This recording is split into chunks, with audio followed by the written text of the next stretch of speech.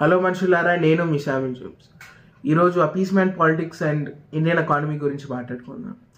Appeasement politics అంటే almost తెలిసిందే, it's in the name. Appeasement అంటే ఎవరినైనా ప్లీజ్ చేయడానికి ఏదైనా పనులు చేయడం. పాలిటిక్స్ అంటే పాలసీస్ని మేక్ చేయడం. So appeasement politics as a whole అంటే ఏదైనా గ్రూప్ ఆఫ్ పీపుల్ని ప్లీజ్ చేయడానికి పాలసీస్ చేయడం. ఈ మధ్య చాలా డైరెక్ట్గా అయిపోతుంది. ఫ్రీబీస్ కూడా అవసరం లేదు. అంటే ఫ్రీగా ట్యాబ్లు ఇవ్వడం కానీ, ల్యాప్టాప్లు ఇవ్వడం కానీ, లేకపోతే సైకిల్స్ ఇవ్వడం కానీ, ఇవన్నీ ఏం లేదు. డైరెక్ట్గా డబ్బులు ఇచ్చేస్తున్నారు. అరే ఇప్పుడు ఈ పాలసీ ద్వారా నీకు డబ్బులు వస్తున్నాయి, నెక్స్ట్ గవర్నమెంట్ కానీ మారితే ఈ పాలసీని ఆపేస్తుంది, అందుకనే మీరు నెక్స్ట్ ఎలక్షన్ కూడా నాకే ఓటు వేయాలి అని ఇది ఇస్తారు. అండ్ ఈ డబ్బు ఎక్కడి నుంచి వస్తుందంటే బయట వెళ్ళి లోన్స్ తీసుకొని వస్తారు. అసలు ఇక్కడ లోన్స్ తీసుకొని వస్తారు. ఈ లోన్స్ కట్టే ఉద్దేశం ఎవరికి ఉంది? కట్టే ఉద్దేశం ఎవరికి లేదు. అండ్ ఎవరు కడతారు ఈ లోన్స్? మనమే వర్చువల్గా మనమే కడతాం ఈ లోన్స్. ఫర్ ద ఫ్యూచర్లో మన ఫర్దర్ జనరేషన్స్ కానీ, మన పిల్లలు కానీ వీళ్ళే కడతారు లోన్స్. చాలా సఫర్ అవుతారు, మనకు తెలియడం లేదు. పొలిటీషియన్స్కి, పొలిటికల్ లీడర్స్కి, పార్టీ లీడర్స్కి ఎవరైతే ఈ పాలసీస్ చేస్తున్నారో వీళ్ళకి అసలు ఇండియన్ ఎకనామీ గురించి కొంచెమైనా బాధ ఉందా? అరే ఇలా చేస్తూ వెళ్ళిపోతే, లోన్స్ తీసుకుంటూ వెళ్ళిపోతే ఎవరు కడతారు? ఎకనామీ ఏమవ్వాలి? ఇంకేం లేదు. ఎకనామీ షెడ్కి వెళ్తుంది అంతే, ఏం లేదు అక్కడ. Economy is number 1. సో దాన్నే దృష్టిలో పెట్టుకొని పాలసీస్ చేయాలా, పాలసీస్ని మార్చాలి. డైరెక్ట్గా ఒక వర్గాన్ని ప్లీజ్ చేసినందుకు, అందరినీ ప్లీజ్ చేసినందుకు కాదు. You have to take responsibility of the economy. అది వీళ్ళు వాళ్ళ మైండ్లో ఉందా లేదా అని నాకు అర్థం కావడం లేదు. ఎవరైతే ఓట్లు వేస్తున్నారు, ఓటర్స్ కూడా ఎలా ఓటేస్తున్నారో నాకు అర్థం కావడం లేదు. అరే ఎకానమీ షెడ్కి వెళ్తుందని తెలిసి కూడా ఈ పెద్ద పెద్ద పార్టీస్కే వేస్తున్నారు. ఈ పెద్ద పార్టీస్ కూడా తగ్గడం లేదు. నువ్వు 500 ఇస్తే నేను 1000 ఇస్తానని అసలు తగ్గట్లేదు ఇద్దరు.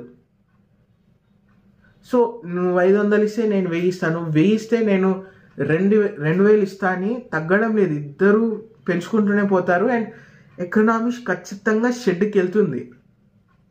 అండ్ ఓటర్స్ కూడా ఈ రెండు పార్టీల మీద కాన్సన్ట్రేట్ చేసినాయి, ఇంకా వేరే క్యాండిడేట్స్ లేనట్టు. అది చదువుకున్న క్యాండిడేట్స్ లేరా? నేను అడుగుతున్నా, చదువుకున్న వాళ్ళు లేరా? లేదా మంచి వాళ్ళు లేరా? I'm genuinely asking. చదువుకున్న వాళ్ళు చాలామంది లోక్సత్తా పార్టీ మొన్న 2009 ఎలక్షన్లో చాలా ఘోరంగా ఓడిపోయింది. అంటే మన బతుకులు ఇంతేనా? వాళ్ళు వేసే బిచ్చం తిని బతకాలా మనం? కొంచెం ఆలోచించండి. అపీస్మెంట్ పాలిటిక్స్, ఇండియన్ ఎకానమీ మనం ఈరోజు తీసుకుంటూనే ఉంటాం. దీని తాలూకు డ్యామేజ్ మన పిల్లలు, మన ఫర్దర్ జనరేషన్కి పడుతుంది. కొంచెం ఆలోచించి ఓట్ వేయండి. That's what I'm asking.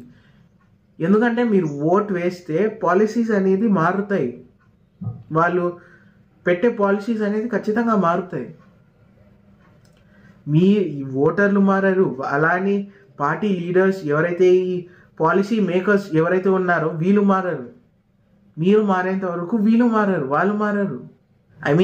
ఎకనామీని షెడ్కి పంపించే పాలసీస్ పెడితేనే మీరు ఓట్ వేస్తున్నారంటే వాళ్ళు ఎందుకు మారుతారు? అసలు ఎందుకు మారాలి? మీరు అందుకనే ఓటేస్తుంటే ఎందుకు మారుతారు? So I ask you, think. కొంచెం ఆలోచించి థింక్ చేయండి. ఈ రెండు పార్టీలే లేవు, వేరే క్యాండిడేట్స్ ఉన్నారు. చాలా 10 మంది ఇండిపెండెంట్ క్యాండిడేట్స్ ఉండొచ్చు. So I ask you to think. వాళ్ళలో మై నేత అనే ఒక వెబ్సైట్ ఉంది. దాంట్లో వాళ్ళ మీద క్రిమినల్ కేసెస్ ఏవైతే ఉన్నాయో అవి చూపిస్తుంది, వాళ్ళ ఎడ్యుకేషనల్ క్వాలిఫికేషన్ ఏమైతే ఉందో అది చూపిస్తుంది. కొంచెం చూసి ఎవరైతే నో క్రిమినల్ కేసెస్, ఏ క్రిమినల్ కేసెస్ లేకుండా, ప్లస్ ఏమంటారు హయ్యర్ ఎడ్యుకేషనల్ క్వాలిఫికేషన్ ఉన్న వాళ్ళకి ఓటేయండి. వాళ్ళకి కొంచెం మెచ్యూరిటీ అనేది ఉంటుంది. అంత చదువుకునే వాళ్ళకి కొంచెమైనా ఉంటుంది maturity. So I ask you to think. కొంచెం ఆలోచించి ఓటేయండి అంతే. ఈ అపీస్మెంట్ పాలిటిక్స్కి లొంగకండి. ఎట్టి పరిస్థితుల్లో ఈ అపీస్మెంట్ పాలిటిక్స్కి లొంగితే మన ఇండియన్ ఎకానమీ ఖచ్చితంగా షెడ్డుకి వెళ్తుంది, గ్యారంటీ. సో ప్లీజ్ ఆలోచించి ఓటేయండి. ఇంతకన్నా చెప్పేది ఏం లేదు. So thanks for watching. జై హింద్, జై భారత్. ఎకానమీ ఏమంటారు,